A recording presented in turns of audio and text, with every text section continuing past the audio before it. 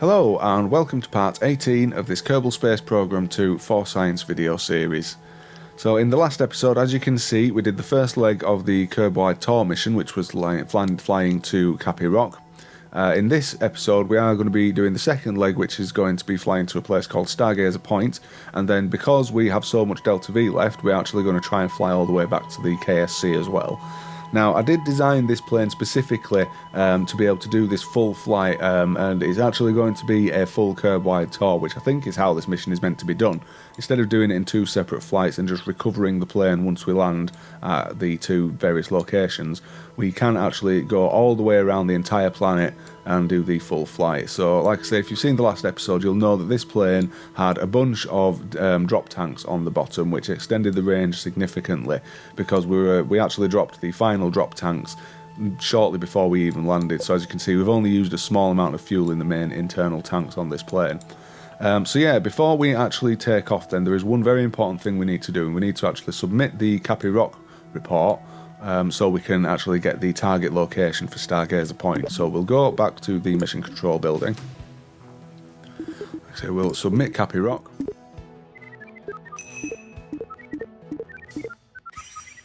And that'll give us a nice 400 science. And as you can see, now we have the Stargazer Point mission available. So yeah, let's have a look at where that is. So let's go to the tracking station. And once again, we'll go to the Kerbin drop down. We'll click on Stargazer Point and hit focus. And you can see that the Stargazer Point is right there. And now, we did actually, if you've seen the last episode, you'll know we took off at a very specific time because we made sure that Kapy Rock was just coming into daylight, and the idea is that now when we take off from Kapy Rock and go to Stargazer Point, as we are flying there, it will be moving around into daylight, so we'll actually be able to land at that in daylight as well, because obviously we don't want to be landing either of these during the night because it's very difficult to actually see where you need to land. And of course, once we've done the Stargazer Point, we're going to be flying all the way back up to the KSC as well.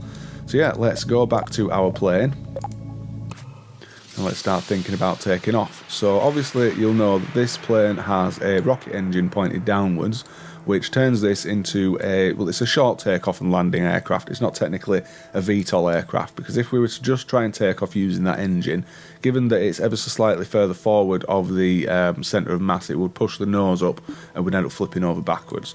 So what we're going to need to do is we're going to need to give ourselves a bit of forward momentum to start off with, and then we'll activate that engine and go straight up. So what we'll do then is we will actually start off by right clicking on this engine, because we're going to want to use all three of these engines in one go. We're going to reduce the thrust limiter on that engine, and then we're going to hit activate. Where is it? We're going to hit activate so that it is there, and then once we start moving forwards, we're going to use the thrust limiter to increase the throttle on that one and give ourselves the lift we need, because although it is relatively flat in this point where we've landed, so we could probably get off the ground just by moving forwards, it's best to try and get up as soon as possible, because it is quite bumpy around here and it's very easy to break bits on your plane. So obviously we are going to need to turn a little bit to the right as well. So yeah, let's start thinking about this takeoff. So the first thing we'll do then is we'll press 1 on the keyboard to cycle the engines to afterburner mode. Then what I'm going to do is I'm going to increase the throttle a little bit, turn slightly to the right, then go full throttle, and then increase the thrust limiter to get us off the ground. So let's do that.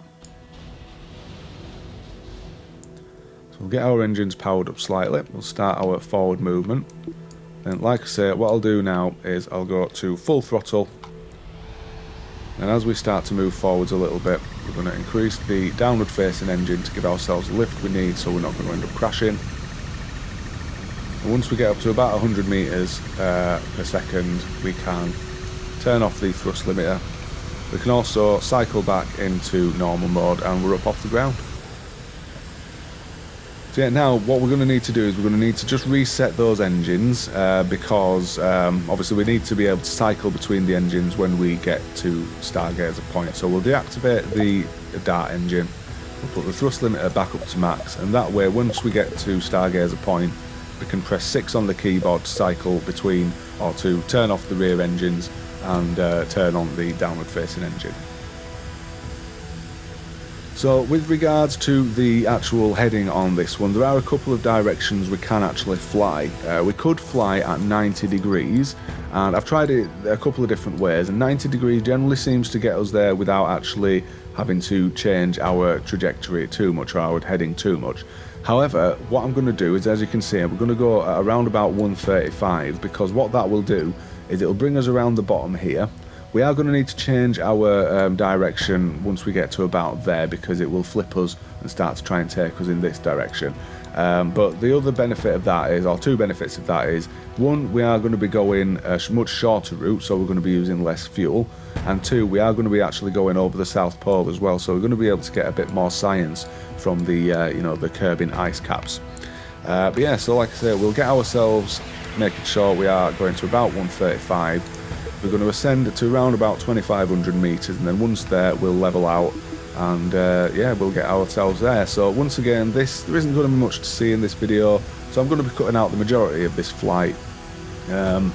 I don't think it's going to be a particularly long video either, because all we really need to do now is get ourselves to Stargazer Point, do the landing, take off again, and then get ourselves back to the KSC. So obviously, as you can see, we've been steadily leveling out naturally. So we'll use our pitch trim by holding down Alt and S just to try and make sure that we're not descending, because we want to make sure we are ascending. We actually need to be on the altimeter C as well, so the C on the altimeter, which is the yeah, we need to be on C anyway, so we can see our actual height, because you can see we're actually getting up to about 3,000, and the reason we want to be staying relatively low is because the higher we get, the less force or power our engines can output, because you can see as we are getting higher, the power is actually reducing.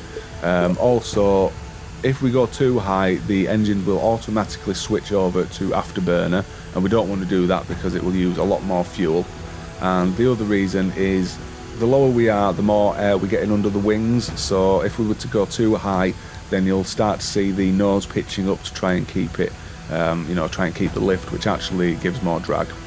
But yeah, anyway, like I say, just as with the last one, the plane is going to keep rolling ever so slightly during the mission, so we're going to need to just keep playing around with that. But once again, we'll hit caps lock to go to fine control, and then we're going to warp to about 4 times warp to save a bit of time.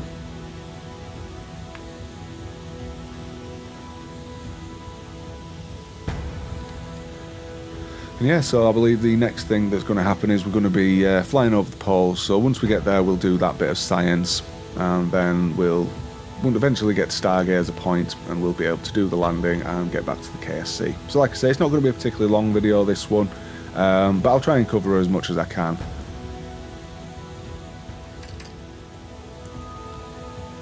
So now we are coming into the night time. We're going to turn the lights back on because, well, it looks better during the night, and also I did turn them off when we were landed, just because if we were to have left them on while we were at Kapy Rock, then it'd use up all the electricity. It doesn't really matter, because these engines do have alternators, so as soon as we take off, then it will start recharging the batteries.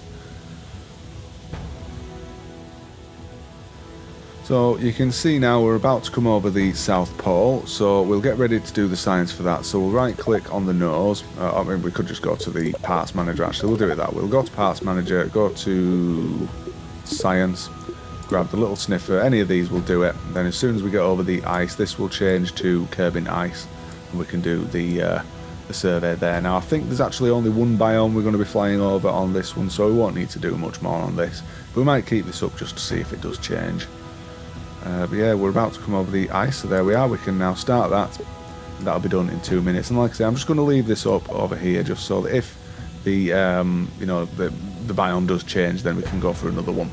But I'll tell you what, let's have a look at our trajectory and make sure we are still heading in the right direction. So we'll zoom in. We can see we're heading down in that kind of direction there. And we do want to be going to Stargazer Point, which is right there. So it's going to be, well, it looks like it's actually sending us north. But like I say, once we get around here, it's probably going to flip us around. So we'll need to just keep an eye on our actual trajectory and make sure that we are heading in the right direction. So we'll do that one as and when we get there. And another benefit about coming down the south like this as well is we're not actually going to be in night for very long, so we should actually be coming into daytime pretty soon. In fact, I think you can just about see the glow on the horizon there. There's the signs for the ice cap done. Let's just make sure we're still over that. And like I say, I don't think this biome's going to change very much. So let's do another quick check of our trajectory, because it can be very easy to overlook the changes. So we're going to need to keep going into the map as we're flying across the South Pole. But it shouldn't take very long to get to the point where it'll flip, and then we can go probably to about 45 degrees, and that should take us up to where we want to be. Maybe 90 to start off with, actually. So you can see now that as we are going around, it's actually starting to bring us down, and like I say, it's now taking us way in the wrong direction. So we are going to need to change our trajectory. So let's roll to about 90 degrees. We can do that just by looking at the nav bar when we're in the map mode. We don't really need to see where we're going. And as we do this, you can see it's now bringing our trajectory back up again. And once we've got away from the South Pole, then we should be able to be going in the right direction. But I think 90 degrees is probably going to take us about the right way, because obviously with us being in such a low inclination in relation to the planet, then we're going to be going up, upwards, as opposed to straight 90. We should be going upwards like that. But yeah, that looks pretty good to me. Like I say, we'll just keep looking at our actual trajectory and make sure we're still going in the right direction. And you can see that Stargazer Point is just coming into the daylight, so we should have plenty of time to get there in the daytime and then get back to KSC.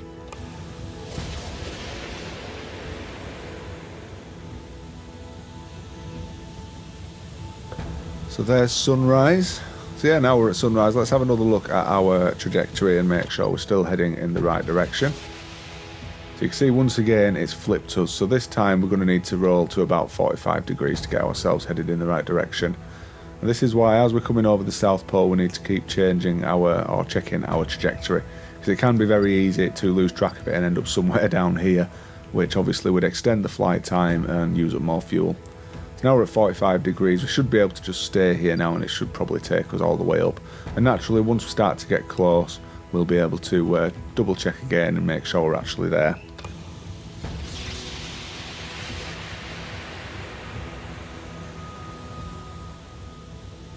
So yeah, we can just see on the horizon there that the island is coming up, so we'll check our trajectory once again, make sure we're headed in the right direction. You can see now we're actually heading too far east, so we'll go, which way shall we go? Let's go to about 350, maybe less. We'll use our actual trajectory line to gather which way we're going, because otherwise we'd fly straight past it. So it looks like we're going to be going more to like 315, 310, something like that. And of course, once we get within 50 kilometers of Stargazer Point, we'll be able to see it on the HUD. We'll get ourselves headed in the right direction. It looks like we're going to more like 300, so yeah, we'll level off at 300. We'll go back to the flight view, and yep, you can see it's already there. So we're actually 36 kilometers away from it now.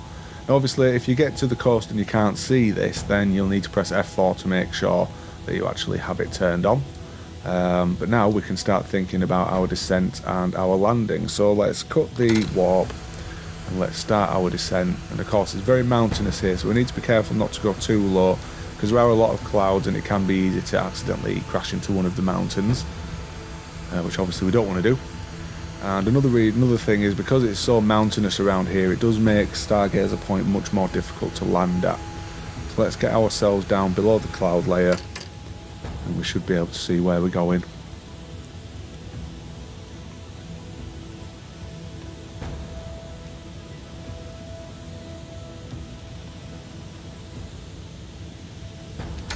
Right, so now the clouds have cleared. If we press F4, you can actually see the target is right there.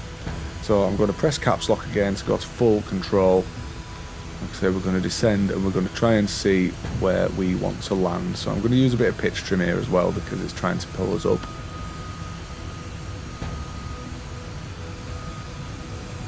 Like I say, you can see just how hilly it is, so we might actually be better off coming in along this actual valley here and trying to see if we can't land. But we'll do a couple of flyovers, we'll have a look, see if there's anywhere flat to land, or relatively flat, and then we'll start thinking about actually getting ourselves on the ground. So obviously now is a good time to do a quick save, just so that if anything goes wrong we can reload and do it all again. I'm going to go relatively low. I think I'm also going to reduce the throttle a little bit as well. We are coming in quite hot. God, yeah, it's very difficult. Oof, oof. Yeah, I think we are going to have to come in along this valley here, because we want to be coming in relatively low and try and land somewhere around there-ish, although it's very hilly. So I'll up the throttle again so we don't run out of, well, we don't bleed all of our speed off. We'll do a bank, and once again we'll get ourselves coming in that direction, see if we can't land, just so that we're not having to pitch down too much and faff around.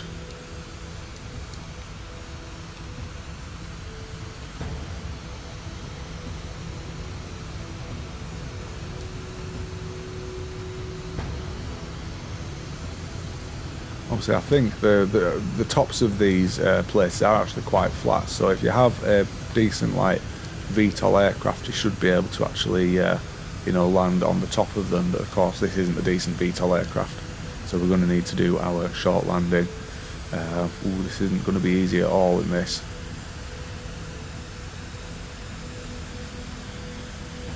So let's turn ourselves around again here and get ourselves coming in.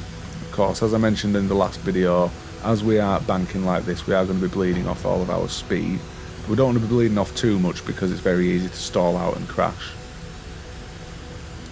And while we're here we might as well lower the landing gear. Like I say, we'll reduce the throttle again and start preparing to land. So we'll go for the flaps and air brake. We'll keep the throttle up a little bit.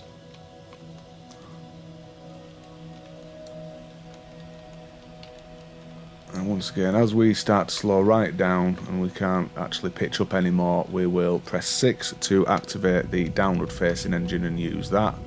See if we can't just extend our flight time a little bit. We're not going to be landing very close here because it's very easy to stall and overdo it. In fact, we're actually coming down a bit. Oh dear, here we go, here we go. Oh! Don't brake, don't go. So that's no good, we're going to have to do that again. So it's a good job we quick saved, so we'll F9 to reload and we'll try that again.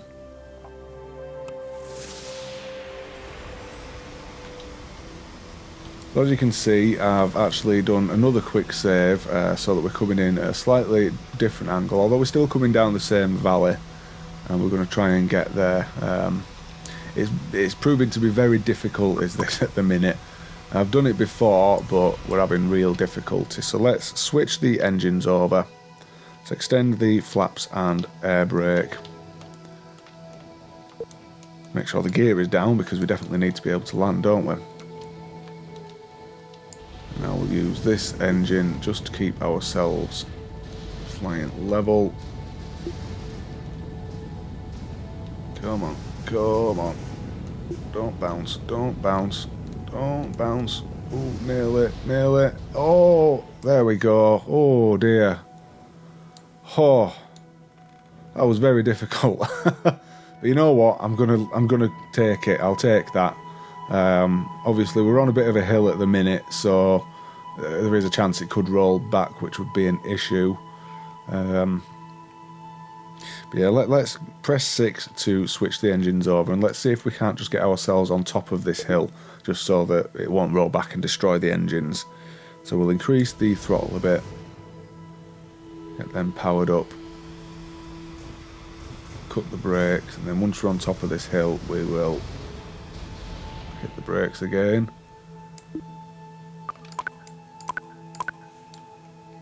That's a bit better, yeah, just because if we were to have left it there then there's a chance it could roll back and damage the engine. So now that's done, let's quick save, because that was about the 10th or 11th attempt at this. I'm also going to retract the flaps and the air brake. And now let's go for a little run over to Stargazer Point. So obviously while we are here we are actually in the mountains, so we could try do a little bit of science and see if we can't get anything. Here we've got a little bit of science there. We'll EVA Val, bring her down. But we have already done the surface science by the look of it because it's not flashing. So yeah, let's run across to Stargazer Point and do what we need to do.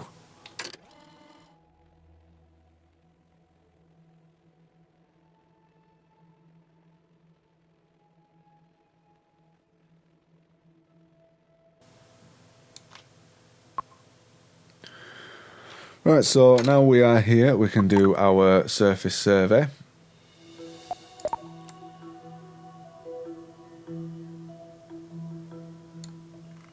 Are you doing anything? Yes, you are. So that's the surface sample. We need to do a crew report from here as well. So we'll do the crew observation. And as long as you had a lander can on the starter aircraft, even if you lose the lander can during the flight, you can actually still, you know, complete the mission. So that's that mission done. So yeah, let's have a quick look at this because it's a very big monument, is this, and it's quite difficult to see from the ground. So yeah, I really like this one. It reminds me a lot of a place called the Isle of Staffa in Scotland. Now, most people might see this and think of the Giant's Causeway in Northern Ireland, but I've never been to that. But I have been to the island of Staffa, and actually, personally, I think the Isle of Staffa is cooler. But yeah, it's a cool little monument, is this, I think. But anyway, that's all we need to do here. All we need to do now is get back to the plane and actually take off and get back to the KSC. So we'll quick save again. We'll go back to our Kerbal and we'll go for a little run back. And I mean, if we had managed to land somewhere around here, we might have been okay. But once again, you can see just how bumpy it is and just how difficult it is to land here. So which is why it took me about a dozen attempts to actually get down. So yeah, like I say, it's always a good idea to do at least one, if not 2 or 3 quick saves once you think you're on the right lines, just because it's very easy to crash and damage your plane. Naturally, if you're not bothered about taking off again, you can, as long as your Kerbal doesn't die, then no matter how you land, you can just go to Stargazer Point, do the crew observation, and then you know, recover the plane, and you'll complete the mission. Because like I say, even if you lose the lander can, you still will get the mission. So long as you take off with a lander can on board, then everything will be fine. So yeah, let's get ourselves boarded again. And obviously this takeoff might be a little bit more difficult given where we are.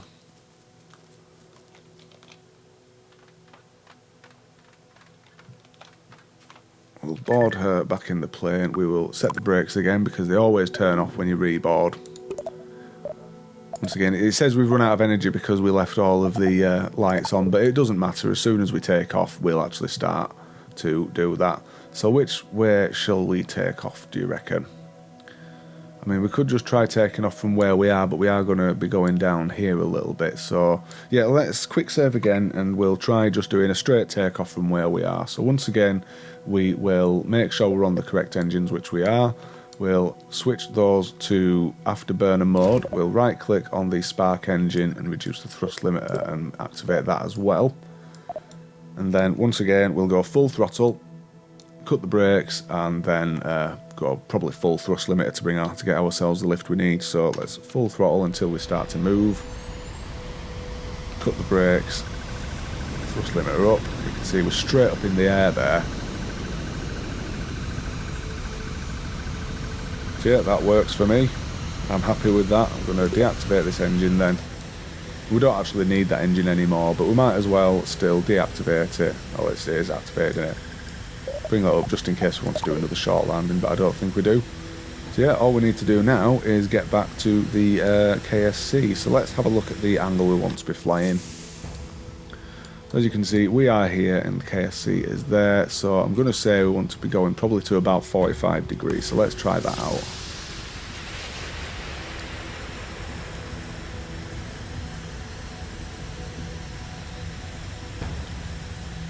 And as before, we'll go to about 2,000-ish metres above the surface, basically just above the cloud layer is where you want to be flying. Check our trajectory again, make sure we are going in the right direction.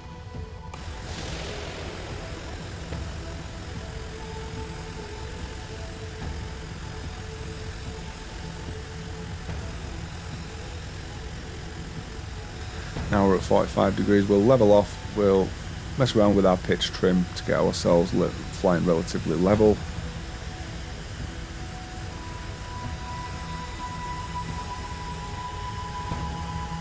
And as before, we'll hit caps lock to go to fine control mode and use warp. Like I say, all it takes now is getting back to the KSC. So because we've got over 30,000 Delta V, we should actually have enough.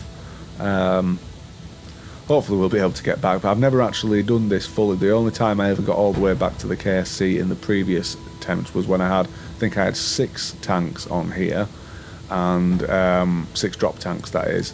And I actually used the cheat menu, the infinite fuel, to get all the way back. So if we need to use infinite fuel, we can do.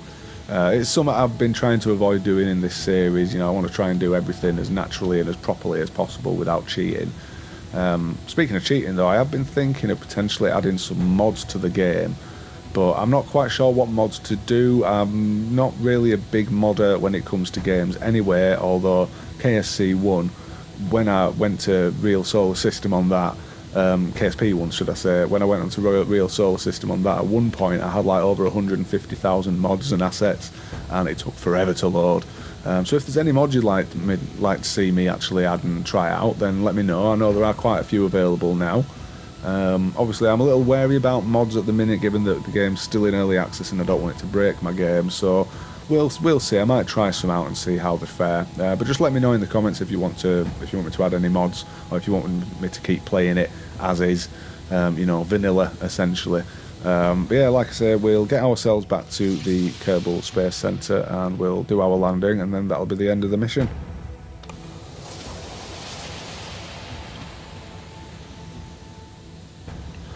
Right, so now we are starting to come in overland again. We'll check our trajectory just to make sure we're still going in the right direction.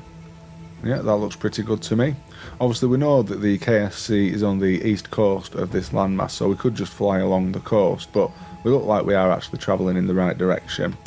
Also, one thing I have done is I've also placed like a fuel tank on the launch pad at KSC, so once we get within 50 kilometres of the space centre, we will actually see a marker, so it just makes it easier for knowing where we're going, because it can be quite easy to you know, completely miss it and fly past it.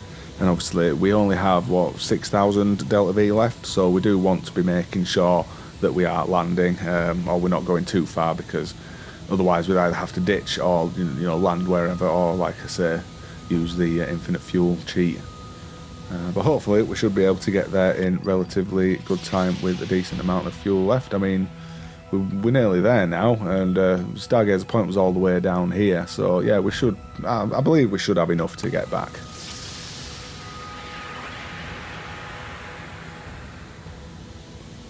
So it's starting to get tight with the Delta V. We're not that far either.